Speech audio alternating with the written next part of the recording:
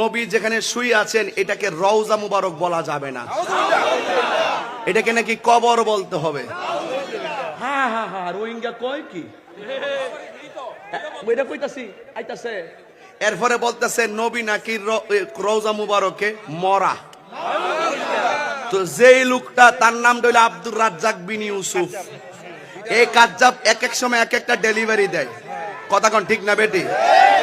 এই বেয়াদবে একদিন পরে পরে, আরে যেই বেয়াদব তুই কেমন উম্মত হইছিস, আমার নবীর জাত আর সিফত তোর সিনার মধ্যে ধারণ করতে পারস নাই, তুই আসস শুধুমাত্র নামাজের মধ্যে ইয়ান হাত বান্ধ লাগবো, ইয়ান হাত বান্ধ দিব, ইটা করতে হবে হিটা করতে, ফাও সরাই হার হইতে বাবা আর করে দিয়া তুই এটা কই পাইছ? এই বেটা